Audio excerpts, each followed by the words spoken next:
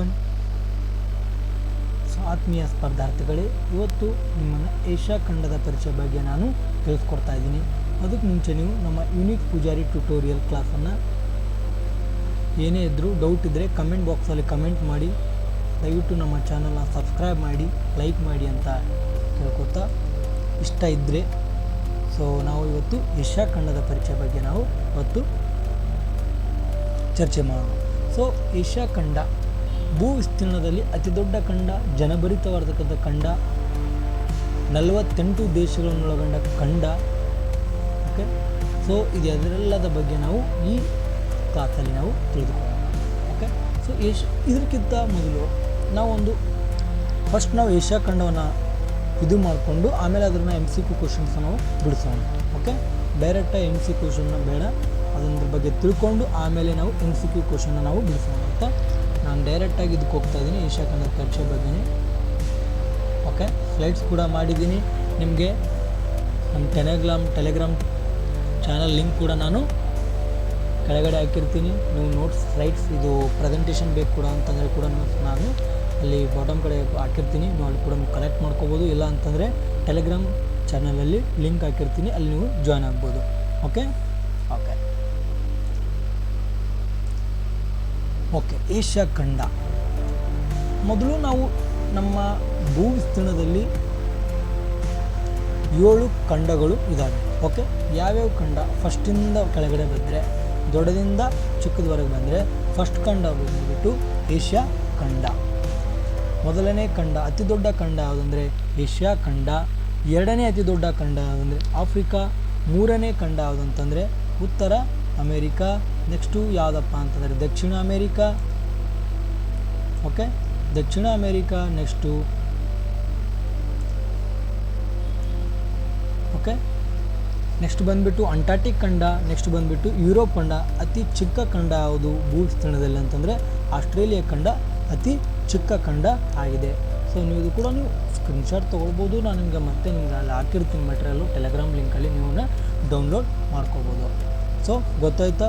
ವಿಸ್ತೀರ್ಣದಲ್ಲಿ ದೊಡ್ಡ ಖಂಡದಿಂದ ಚಿಕ್ಕ ಖಂಡದವರೆಗೆ ನಾನು ನಿಮಗೆ ಇಲ್ಲಿ ಹೇಳ್ಕೊಟ್ಟಿದ್ದೀನಿ. ಫಸ್ಟ್ ಖಂಡ ಬಂದುಬಿಟ್ಟು ಏಷ್ಯಾ, ಆಫ್ರಿಕಾ, ಉತ್ತರ ಅಮೇರಿಕಾ, ದಕ್ಷಿಣ America, Antarctic, Europe, Australia. So Europe ಮತ್ತು ಏಷ್ಯಾವನ್ನು ಯುರೋಷಿಯಾ ಎಂದು ಕೂಡಲು ಕರೆಯುತ್ತಾರೆ. ಓಕೆ, ಯುರೋಪ್ ಮತ್ತು ಏಷ್ಯಾವನ್ನು ಯುರೋಷಿಯಾ ಅಂತ ಕರೆಯುತ್ತಾರೆ. ಸೊ ನೆಕ್ಸ್ಟ್ ಬಂದುಬಿಟ್ಟು ನಾನು ಏಷ್ಯಾ ಖಂಡದ ಬಗ್ಗೆ ಸ್ವಲ್ಪ ಕಿರು ಪರಿಚಯವನ್ನು ನಾನಿವಾಗ ಮಾಡಿಕೊಡ್ತೇನೆ. ಜಗತ್ತಿನ 7 ಖಂಡಗಳಲ್ಲಿ ವಿಸ್ತೀರ್ಣ ಮತ್ತು ಜನಸಂಖ್ಯೆ ಹೊಂದಿದ ಖಂಡ. ವಿಸ್ತೀರ್ಣ ಎಷ್ಟು ಹೊಂದಿದೆ ಅಂದರೆ, ಭೂ ವಿಸ್ತೀರ್ಣದಲ್ಲಿ ಇದರ ಪಾಲು ಎಷ್ಟಿದೆ ಅಂದರೆ 29.5%. ಅಂದರೆ ಅಷ್ಟು ವಿಸ್ತೀರ್ಣವನ್ನು ಏಷ್ಯಾ ಖಂಡ ಹೊಂದಿಕೊಂಡಿದೆ. ಇದರಲ್ಲಿ ಏಷ್ಯಾ ಖಂಡದ ಅತಿ ದೊಡ್ಡ ದೇಶ ಯಾವುದು ಅಂತ ನೀವು ಕಮೆಂಟ್ ಬಾಕ್ಸಲ್ಲಿ ಕಮೆಂಟ್ ಮಾಡಿ, ಮತ್ತು ಅತಿ ಚಿಕ್ಕ ದೇಶ ಯಾವುದು ಅಂತ ಕಮೆಂಟ್ ಬಾಕ್ಸಲ್ಲಿ ಕಮೆಂಟನ್ನು ಮಾಡಿ. ಓಕೆ, ಸೊ ಇದು ಸೊ ಭೂ ವಿಸ್ತೀರ್ಣದಲ್ಲಿ 29.5% ಅಷ್ಟು ಭೂ ವಿಸ್ತೀರ್ಣವನ್ನು ಹೊಂದಿದೆ ಏಷ್ಯಾ ಖಂಡ. ಸೊ ಜನಸಂಖ್ಯೆ ಕೂಡ 60% ಹೊಂದಿದೆ. ಸೊ ಜನಸಂಖ್ಯೆಯಲ್ಲಿ ಮೊಟ್ಟ ಮೊದಲನೇ ನಮ್ಮ ಏಷ್ಯಾ ಖಂಡದಲ್ಲಿ ಯಾವುದು ಅಂತಂದರೆ, ಫಸ್ಟ್ ಬರೋದು ಚೀನಾ, ನೆಕ್ಸ್ಟ್ ಬರೋದು ಇಂಡಿಯಾ. ನಾವು ಇಂಡಿಯಾ 140 ಕೋಟಿ ಜನಸಂಖ್ಯೆಯನ್ನು ಹೊಂದಿದ್ದೇವೆ. ಓಕೆ, ನಾನು ಮುಂದೆ ಹೋಗ್ತಾ ನಿಮಗೆ ಏಷ್ಯಾ ಬಗ್ಗೆ ಕಿರು ಪರಿಚಯ ಮಾಡಿಕೊಂಡು ನೆಕ್ಸ್ಟು ಬರೋ ಕ್ಲಾಸಲ್ಲಿ ಏಷ್ಯಾ ಬಗ್ಗೆ ಫುಲ್ ಡೀಟೇಲ್ಸ್, ಡೆಪ್ತ್, ನಿಮಗೆ ಯಾವ್ಯಾವ ಎಕ್ಸಾಮ್ ಬೇಕು, VO, PC, ಸೊ ಅದ್ರ ಬಗ್ಗೆ ನಾನು ನಿಮಗೆ ಎಕ್ಸ್ಪ್ಲೇನ್ನ ಮಾಡ್ತೀನಿ. ಓಕೆ, ಸೊ ಏಷ್ಯಾ ಖಂಡದ ಬಗ್ಗೆ. ಏಷ್ಯಾ ಮತ್ತು ಉತ್ತರ ಅಮೇರಿಕಾ ಖಂಡವನ್ನು ಬೇರ್ಪಡಿಸುವ ಸಮುದ್ರ ಯಾವುದು? ಇದು ವೆರಿ ಇಂಪಾರ್ಟೆಂಟ್. ಓಕೆ, ಏಷ್ಯಾ ಮತ್ತು ಉತ್ತರ ಅಮೇರಿಕಾ ಖಂಡವನ್ನು ಬೇರ್ಪಡಿಸುವ ಸಮುದ್ರ ಯಾವುದಪ್ಪ ಅಂತಂದರೆ ಬೇರಿಂಗ್ ಸಮುದ್ರ. ಸೊ ಏಷ್ಯಾ ಮತ್ತು ಉತ್ತರ ಅಮೇರಿಕಾ ಈಕ್ವಲ್ ಟು ಬೇರಿಂಗ್ ಸಮುದ್ರ. ನೆಕ್ಸ್ಟ್ ಏಷ್ಯಾ ಮತ್ತು ಆಫ್ರಿಕಾ ಖಂಡವನ್ನು ಬೇರ್ಪಡಿಸುವ ಸಮುದ್ರ ಮತ್ತು ಕಾಲುವೆ ಯಾವುದು ಅಂತ ಕೂಡ ಕೇಳ್ಬೋದು. ಸೂಯೆಜ್ ಕಾಲುವೆ ಮತ್ತು ಕೆಂಪು ಸಮುದ್ರ, ರೆಡ್ ಸಿ. ಓಕೆ, ಏಷ್ಯಾ ಮತ್ತು ಉತ್ತರ ಅಮೇರಿಕಾ ಅಂತಂದರೆ ಬೇರಿಂಗ್ ಸಮುದ್ರ, ಏಷ್ಯಾ ಮತ್ತು ಆಫ್ರಿಕಾ ಅಂತಂದರೆ ಕೆಂಪು ಸಮುದ್ರ. ನೆಕ್ಸ್ಟು ಏಷ್ಯಾ ಮತ್ತು ಯುರೋಪ್ ಖಂಡಗಳ ಬೇರ್ಪಡಿಸುವ ಯಾವ ಸಮುದ್ರ ಅಂತಂದರೆ ಕ್ಯಾಸ್ಪಿಯನ್ ಸಮುದ್ರ. ಅತಿ ದೊಡ್ಡ ಸಮುದ್ರ ಏಷ್ಯಾದ ಅಂದರೆ ಕ್ಯಾಸ್ಪಿಯನ್ ಸಮುದ್ರ. ಏಷ್ಯಾ ಮತ್ತು ಯುರೋಪ್ಗಳ ಬೇರ್ಪಡಿಸುವುದ ಯಾವ ಪರ್ವತ ಅಂತ ಕೇಳಿದರೆ ಪಶ್ಚಿಮದ ಪರ್ವತ. ಪಶ್ಚಿಮ ದಿಕ್ಕಲ್ಲಿರ್ತಕ್ಕಂಥ ಯುರೋಪ್ನ ಪಶ್ಚಿಮದ ಪರ್ವತ ಈ ನಮ್ಮ ಏಷ್ಯಾ ಮತ್ತು ಯುರೋಪ್ ಖಂಡಗಳ ಬೇರ್ಪಡಿಸ್ತದೆ. ಓಕೆ, ಏನು ಡೌಟ್ ಇಲ್ಲ. ಸೊ ನೆಕ್ಸ್ಟ್ ಕ್ಲಾಸಲ್ಲಿ ಹೋಗ್ತೀನಿ ನಾನು ನಿಮಗೆ. ಓಕೆ, ನೆಕ್ಸ್ಟ್ ಕ್ಲಾಸಲ್ಲಿ ಏಷ್ಯಾ ಖಂಡ ಯಾವ ಇದರಲ್ಲಿ ಇದೆ ನಾವು ಕೂಡ ನಿಮ್ಮ ಡಯಾಗ್ರಾಮ್ ಕೂಡ ಅಲ್ಲಿ ನಾನು ಎಕ್ಸ್ಪ್ಲೇನ್ ಮಾಡ್ತೀನಿ. ಸೊ ಇಲ್ಲಿ ನೋಡಿ, ಏಷ್ಯಾ ಖಂಡ ತ್ರಿಕೋನ ಆಕಾರದಲ್ಲಿದೆ. ಏಷ್ಯಾ ಖಂಡ ತ್ರಿಕೋನ ಆಕಾರದಲ್ಲಿದೆ. ಓಕೆ, ಏಷ್ಯಾ ಖಂಡ ತ್ರಿಕೋನ ಆಕಾರದಲ್ಲಿದೆ. ಅದು 48 ದೇಶಗಳನ್ನು ಹೊಂದಿದೆ. ಏಷ್ಯಾ ಖಂಡ ಎಷ್ಟು ದೇಶ ಹೊಂದಿದೆ ಅಂದರೆ 48 ದೇಶಗಳು. ಅದರಲ್ಲಿ ಅತಿ ದೊಡ್ಡ ದೇಶ ಯಾವುದು ಅಂದರೆ ರಷ್ಯಾ. ಓಕೆ, ಅತಿ ದೊಡ್ಡ ದೇಶ ಯಾವುದು ಅಂತಂದರೆ ರಷ್ಯಾ. ಓಕೆ, ರಷ್ಯಾದ ರಾಜಧಾನಿ ಯಾವುದು? ಮಾಸ್ಕೋ. ಓಕೆ, ನೆಕ್ಸ್ಟ್ ಜಗತ್ತಿನಲ್ಲೇ ದೊಡ್ಡದಾದ ಸಮುದ್ರ ಯಾವುದು ಅಂದರೆ ಈ ನಮ್ಮ ಏಷ್ಯಾ ಖಂಡ ದೊಡ್ಡ ಸಮುದ್ರ ಅಂದರೆ ಕ್ಯಾಸ್ಪಿಯನ್ ಸಮುದ್ರ. ಅತಿ ಆಳವಾದ ಸರೋವರ ಬೈಕಲ್ ಸರೋವರ ಇದು ಬ್ರೆಜಿಲ್ ದೇಶದಲ್ಲಿ ಕಂಡು ಬರುತ್ತದೆ. ನೆಕ್ಸ್ಟ್ ಅತಿ ದೊಡ್ಡದ ಮರುಭೂಮಿಯಾಗಿರ್ತಕ್ಕಂಥ ಗೋಬಿ ಮರುಭೂಮಿ ಏಷ್ಯಾ ಖಂಡದ ಅತಿ ದೊಡ್ಡ ಮರುಭೂಮಿ. ಅತಿ ದೊಡ್ಡ ಮರುಭೂಮಿ ಯಾವುದಂದರೆ ಗೋಬಿ ಮರುಭೂಮಿಯಲ್ಲಿ ಕಂಡು ಬರುತ್ತೆ ಅಂದರೆ ಮಂಗೋಲಿಯಾದಲ್ಲಿ ಕಂಡು ಬರುತ್ತದೆ. ನೆಕ್ಸ್ಟ್ ಅತಿ ಎತ್ತರವಾದ ಪ್ರಸ್ಥಭೂಮಿ ಯಾವುದು? ಟಿಬೆಟ್ ಪ್ರಸ್ಥಭೂಮಿ ಅತಿ ಎತ್ತರವಾದ ಪ್ರಸ್ಥಭೂಮಿ ಆಗಿದೆ. ಪ್ರಸ್ಥಭೂಮಿ ಅಂದರೆ ಏನಂತ ನಿಮಗೆ ಡೌಟ್ ಇರ್ಬೋದು. ನಾನು ನೆಕ್ಸ್ಟ್ ಕ್ಲಾಸಲ್ಲಿ ಅದರ ಬಗ್ಗೆ ನಾನು ಇಂಚಿಂಚು ಮಾಹಿತಿನ ನಿಮಗೆ ಒದಗಿಸ್ಕೊಡ್ತೀನಿ. ನೆಕ್ಸ್ಟ್ ಏಷ್ಯಾದ ಅತ್ಯಂತ ಉದ್ದವಾದ ನದಿ ಯಾವುದು? ಯಂಗ್ತೇಜ್ ಕಿಯಾಂಗ್ ಇದು ಏಷ್ಯಾದ ಅತ್ಯಂತ ಉದ್ದವಾದ ನದಿ. ಈ ನದಿ ಎಲ್ಲಿ ಯಾವ ದೇಶದಲ್ಲಿ ಹುಟ್ಟುತ್ತದೆ ಅಂದರೆ ಯಾವ ದೇಶ ಹರಿಯುತ್ತೆ ಅಂದರೆ ಇದು ಚೀನಾ ದೇಶದಲ್ಲಿ ಹುಟ್ಟುತ್ತದೆ. ಓಕೆ, ಯಂಗ್ತೇಜ್ ಕಿಯಾಂಗ್ ಇದು ಏಷ್ಯಾದ ಅತ್ಯಂತ ಉದ್ದವಾದ ನದಿ ಆಗಿದೆ. ಓಕೆ, ನೆಕ್ಸ್ಟ್ ಬಂದುಬಿಟ್ಟು ಏಷ್ಯಾದ ಅತಿ ಎತ್ತರವಾದ ಶಿಖರ ಅಂದರೆ ಮೌಂಟ್ ಎವರೆಸ್ಟ್ ಇದು ಏಷ್ಯಾದ ಅತಿ ಎತ್ತರವಾದ ಶಿಖರ. ಮೌಂಟ್ ಎವರೆಸ್ಟ್ನ ಎತ್ತರ ಎಷ್ಟು ಅಂದರೆ 8848.86 ಮೀಟರ್ ಎತ್ತರದಲ್ಲಿದೆ. ಓಕೆ, ಏಷ್ಯಾ ಖಂಡದ ಅತಿ ಎತ್ತರವಾದ ಶಿಖರ ಅಂದರೆ ಮೌಂಟ್ ಎವರೆಸ್ಟ್ ಕಂಡುಬರುವುದು ನೇಪಾಳ ದೇಶದಲ್ಲಿ. ಜಗತ್ತಿನ ಅತ್ಯಂತ ತಗ್ಗಾದ ಕಣಿವೆ ಅಂದರೆ ಯಾವುದು? ಜೋರ್ಡಾನ್ ಕಣಿವೆ. ಜಗತ್ತಿನಲ್ಲೇ ಅತ್ಯಂತ ತಗ್ಗಾದ ಕಣಿವೆ ಯಾವುದಪ್ಪ ಅಂತಂದರೆ ಜೋರ್ಡಾನ್ ಕಣಿವೆ. ಓಕೆ, ಇದ್ರ ಬಗ್ಗೆ ನಿಮಗೆ ಅರ್ಥ ಆಯ್ತು ಅಂತ ಅನ್ಕೋತೀನಿ. ಸೊ ನೆಕ್ಸ್ಟ್ ಏಷ್ಯಾ ಖಂಡದ ಬಗ್ಗೆ ಸ್ವಲ್ಪ ನೋಡಿ. ರಷ್ಯಾ ಇಲ್ಲೇ ಇದೆ ಅಲ್ವಾ? ರಷ್ಯಾ ಇಲ್ಲೇ ಇದೆ. ಮಂಗೋಲಿಯಾದಲ್ಲಿ ಗೋಬಿ ಮರುಭೂಮಿ ಇದೆ. ಚೀನಾ ಇದೆ. ಓಕೆ, ಚೀನಾ ನಮ್ಮ ಇಂಡಿಯಾ ಇಲ್ಲಿದೆ. ಇಲ್ಲಿ ಮೌಂಟ್ ಎವರೆಸ್ಟ್ ಬರುತ್ತೆ ನೇಪಾಳ ಕಡೆ, ಈ ಕಡೆ. Okay, so Maldives. ಓಕೆ, ಈ ಕಡೆ ಹಿಂದೂ ಮಹಾಸಾಗರ ಬರುತ್ತೆ, ಪೆಸಿಫಿಕ್ ಸಾಗರ. ಸೊ ಇದು ಏಷ್ಯಾ ಖಂಡದ ಒಂದು ಪರಿಚಯ ಆಗಿತ್ತು. ಸೊ ನಾನು ಮುಂದಿನ ಸ್ಲೈಡ್ಸಲ್ಲಿ ಹೆಚ್ಚಿಗಾಗಿ ಹೇಳ್ಕೊಡ್ತಾ ಇರ್ತೀನಿ ಏನಂತ. ಓಕೆ, ನಮ್ಮ ಏಷ್ಯಾ ಖಂಡವನ್ನು ವೈಪರೀತ್ಯಗಳ ಖಂಡ ಅಂತಲೂ ಕೂಡ ಕರೀತಾರೆ. ಏಷ್ಯಾ ಖಂಡ ಜನಭರಿತ ಖಂಡ ಅಂತಲೂ ಕರೀತಾರೆ. ಏಷ್ಯಾ ಖಂಡವನ್ನು ಅತಿ ದೊಡ್ಡ ಖಂಡ ಅಂತಲೂ ಕೂಡ ಕರೀತಾರೆ. ಸೊ ಏಷ್ಯಾ ಖಂಡದ ಎಷ್ಟಿದೆ? ಓಕೆ, ಸೊ ವಿಸ್ತೀರ್ಣ ಎಷ್ಟು ಕಿಲೋಮೀಟ್ರಲ್ಲಿ ಅಂತಂದರೆ 44,579 ಕಿಲೋಮೀಟರ್ನ ವಿಸ್ತೀರ್ಣವನ್ನು ಹೊಂದಿದೆ. ನೆಕ್ಸ್ಟು ಇಲ್ಲಿ ಅನೇಕ ಧರ್ಮಗಳಿದ್ದಾವೆ ಏಷ್ಯಾ ಖಂಡದಲ್ಲಿ. ಧರ್ಮಗಳಲ್ಲಿ ಇಸ್ಲಾಂ ಧರ್ಮ ಇದೆ, ಹಿಂದೂ ಧರ್ಮ ಇದೆ, ಬೌದ್ಧ ಧರ್ಮವಿದೆ. ಓಕೆ, ಚೀನಿ, ಕ್ರಿಶ್ಚಿಯನ್, ಜನಾಂಗೀಯ, ಹೊಸ ಧರ್ಮಗಳು ಇತರೆ. ಸೊ ಇದರಲ್ಲಿ ನಮಗೇನು ಬೇಕಾಗಿಲ್ಲ. ನಮಗೆ ಬೇಕಾಗಿದ್ದು ಅತಿ ಹೆಚ್ಚು ಧರ್ಮವನ್ನು ಹೊಂದಿದ್ದು ಇಸ್ಲಾಂ ಧರ್ಮವನ್ನು 28% ಏಷ್ಯಾ ಖಂಡದಲ್ಲಿ ಈ ಇಸ್ಲಾಂ ಧರ್ಮವನ್ನು ಹೆಚ್ಚಿಗೆ ಒಳಗೊಂಡಿದೆ. ಅದಾದ ನಂತರ ಹಿಂದೂ ಧರ್ಮವಿದೆ. ಹಿಂದೂ ಧರ್ಮ ಆದ ನಂತರ ಧರ್ಮವಿಲ್ಲ ಅಂದರೆ ಯಾವುದೇ ಧರ್ಮವಿಲ್ಲ ಅದಕ್ಕೆ, ಆ ಜನಾಂಗಕ್ಕೆ. ಓಕೆ, ನೆಕ್ಸ್ಟ್ ಬಂದುಬಿಟ್ಟು ಬೌದ್ಧ ಧರ್ಮ 11.1% ಧರ್ಮದವರು ನಮ್ಮ ಏಷ್ಯಾ ಖಂಡದಲ್ಲಿ ಇದ್ದಾರೆ. ನೆಕ್ಸ್ಟು ಕ್ರಿಶ್ಚಿಯನ್ ಸಮುದ್ರ ಅವರು 8.4%. ಸೊ ನಮಗೆ ಬೇಕಾಗಿದೆ ಏನಪ್ಪ ಅಂತಂದ್ರೆ ಹೈಯೆಸ್ಟ್ ಇರೋದು ಇಸ್ಲಾಂ ಧರ್ಮ, ನೆಕ್ಸ್ಟ್ ಬರೋದು ಹಿಂದೂ ಧರ್ಮ, ಓಕೆ. ಕಡಿಮೆ ಇರೋದು ಯಾವುದು ಅಂತಂದ್ರೆ ಹೊಸ ಧರ್ಮ ಹುಟ್ಟಿರ್ತಕ್ಕಂಥ ಅವು ಜನಾಂಗೀಯ ಧರ್ಮಗಳು, ಹೊಸ ಧರ್ಮಗಳು, ಇನ್ನಿತರೆ ಅವ್ರ other something, okay. So this Asia ಖಂಡದ ಪ್ರದೇಶವಾರು ವಿಸ್ತೀರ್ಣ ಮತ್ತು ಧರ್ಮಗಳು ಯಾವುದು ಹೆಚ್ಚಿಗಿದೆ ಯಾವುದು ಕಡಿಮೆ ಇದೆ ಅಂತ ಅದು ಕೂಡ ಕೇಳ್ಬೋದು, ಓಕೆ. ಸೊ ನೆಕ್ಸ್ಟ್ ಕ್ವಶನ್ ಬಂದುಬಿಟ್ಟು ಏಷ್ಯಾವು ಭೂಮಿಯ ಮೇಲೆ ಅತಿ ದೊಡ್ಡ ಖಂಡವಿದೆ. ಇದು ನಿಮ್ಗೆ ನಾನು ಅವಾಗೆ ಹೇಳ್ಕೊಟ್ಟಿದ್ದೆ, ಏಷ್ಯಾವು ಭೂಮಿಯ ಮೇಲಿನ ಅತಿ ದೊಡ್ಡ ಖಂಡವಾಗಿದೆ. ಇದು ಭೂಮಿಯ ಒಟ್ಟು ಮೇಲ್ಮೈ ವಿಸ್ತೀರ್ಣ 90% ಅಥವಾ ಅದರ ಭೂಪ್ರದೇಶದ 30% ಮತ್ತು 62,800 ಕಿಲೋಮೀಟರ್ ಉದ್ದದ ಕರಾವಳಿಯನ್ನು ಹೊಂದಿದೆ. ಅತಿ ಹೆಚ್ಚು ಕರಾವಳಿಯನ್ನು ಹೊಂದಿದ ದೇಶ ಯಾವುದು ಅಂತ ಕೂಡ ಕೇಳ್ಬೋದು. ಕೆನಡಾ ಅತಿ ಹೆಚ್ಚು ಕರಾವಳಿಯನ್ನು ಹೊಂದಿದೆ, ಓಕೆ. ನೋಡಿ 62,800 ಕಿಲೋಮೀಟರಷ್ಟು ಉದ್ದದ ಕರಾವಳಿಯನ್ನು ಏಷ್ಯಾ ಖಂಡ ಹೊಂದಿದೆ. ಏಷ್ಯಾವನ್ನು ಸಾಮಾನ್ಯವಾಗಿ ಯುರೇಷಿಯಾದ ಪೂರ್ವ 4/5 ಭಾಗವನ್ನು ಒಳಗೊಂಡಿದೆ ಎಂದು ವ್ಯಾಖ್ಯಾನಿಸಲಾಗಿದೆ ಅಂತ ಹೇಳಿದೆ.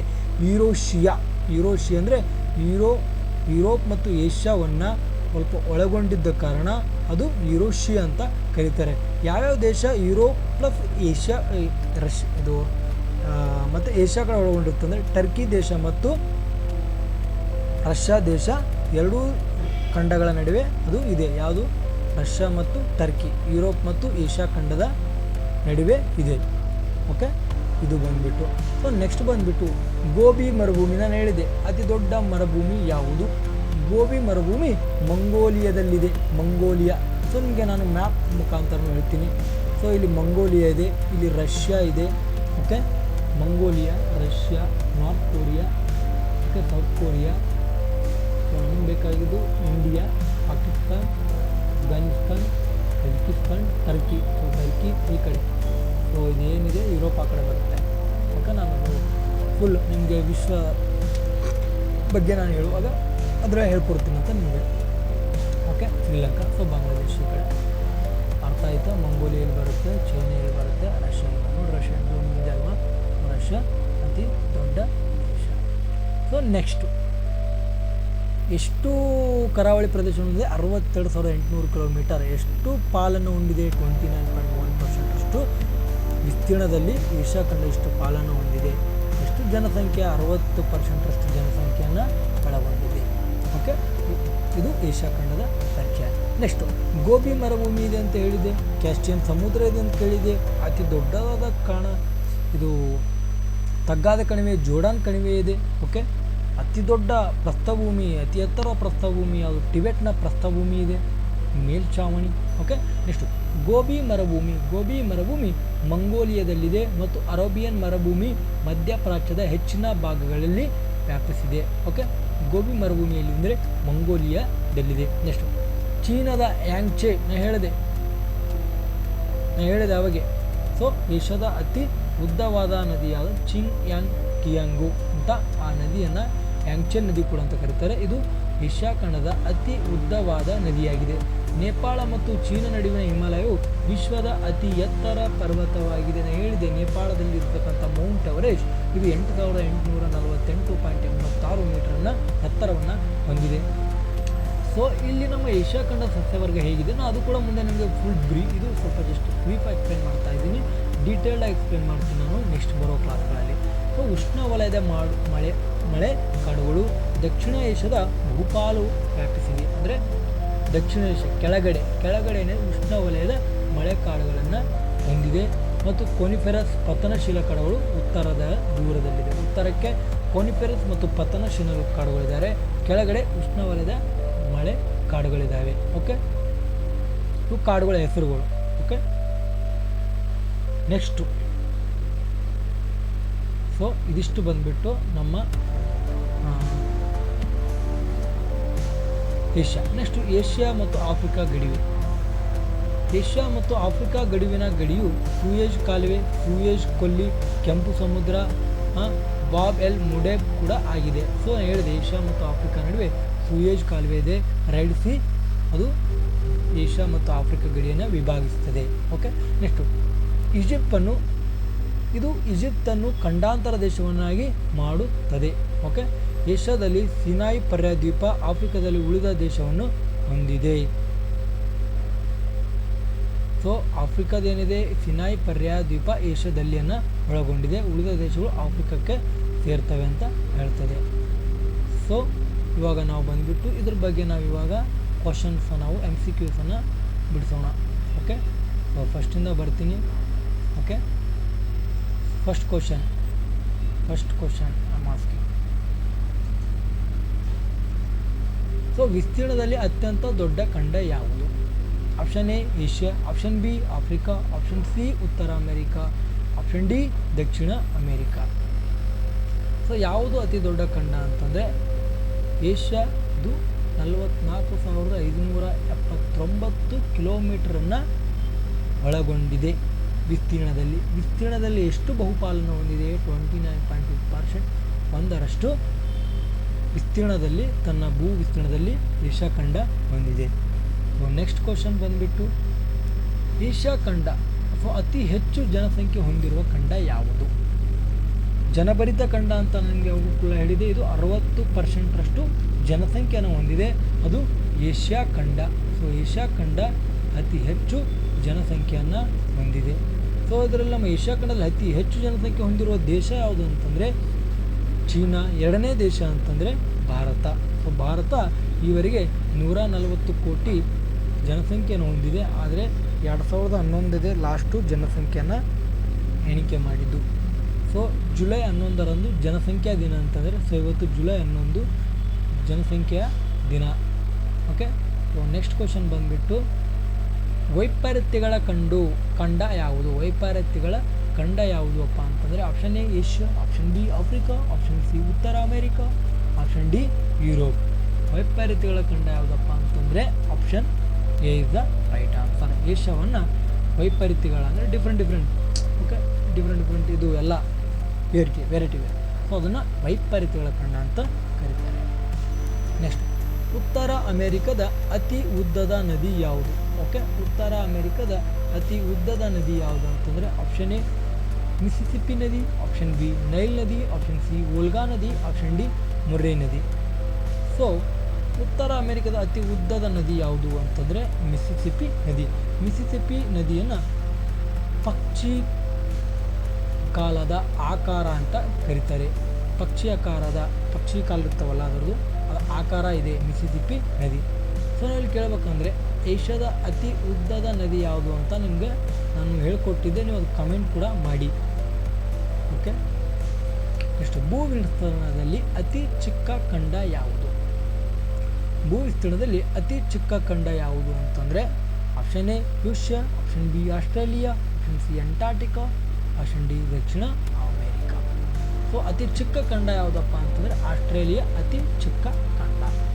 ಓಕೆ, ಇಷ್ಟು ಹುಲ್ಲುಗಾವಲುಗಳ ನಾಡು, ಪಕ್ಷಿಗಳ ಖಂಡ ಅಂತ ಯಾವುದನ್ನು ಕರೀತಾರೆ ಅಂತಂದರೆ option A Europe, option B Asia, option C Antarctica, option D Dakshina America. ಇವುಗಳನ್ನು ಹುಲ್ಲುಗಾವಲುಗಳ ಮತ್ತು ಪಕ್ಷಿಗಳ ಖಂಡ ಅಂತಲೂ ಕರೀತಾರೆ.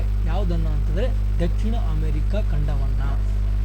Option D is the right answer. So next, ಪರ್ಯಾಯ ದ್ವೀಪಗಳ ಪರ್ಯಾಯ ಖಂಡ.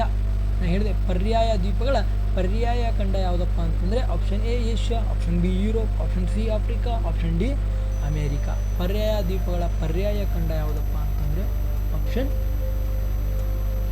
D is the right, not D, option B is the right answer.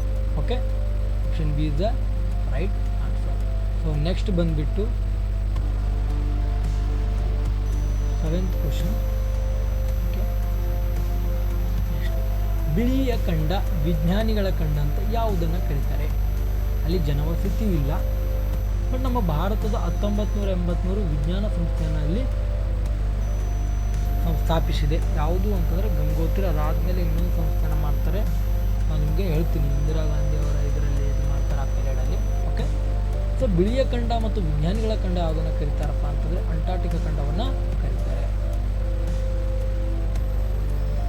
Okay, next, ಇದಿಷ್ಟು ಬಂದುಬಿಟ್ಟು ಏಷ್ಯಾ ಖಂಡದ ಕಿರು ಪರಿಚಯ, ನಾಟ್ ಫುಲ್ ಪರಿಚಯ. ನಾವು ಫುಲ್ ಪರಿಚಯ ಕೂಡ ನೆಕ್ಸ್ಟ್ ಕ್ಲಾಸಲ್ಲಿ ನಾನು ಸೈಟ್ಸ್ ಪ್ರಿಪೇರ್ ಮಾಡಿ ನಿಮಗೆ ಹೇಳ್ಕೊಡ್ತೀನಿ. ಸೊ ಏಷ್ಯಾ ಖಂಡದ ಇದ್ರ ಬಗ್ಗೆ ನಿಮ್ಗೆ ಹೇಳ್ಕೊಟ್ಟಿದೆ, ದೊಡ್ಡದಿಂದ ಚಿಕ್ಕದ ಖಂಡಗಳು ಯಾವ ಬರ್ತದಂತೆ. ಸೊ ಲಾಸ್ಟ್ ಓಕೆ, ನಿಮಗೆ ಇಲ್ಲಿ ಕೂಡ ಮ್ಯಾಪ್ ಇದೆ. ಇದು ಸೊ ನಮ್ಮ ಏಷ್ಯಾ ಖಂಡದ ಬಗ್ಗೆ ಯಾವ ದೇಶ ಎಲ್ಲೆಲ್ಲಿ ಬರುತ್ತೆ ಅಂತ ಇದು ಕೂಡ ನೀವು ಮೈಂಡಲ್ಲಿ ಗ್ಲಾನ್ಸ್ ಮಾಡ್ಕೊಳ್ಬೇಕು ಇಮ್ಯಾಜಿನೇಷನ್ಲಿ.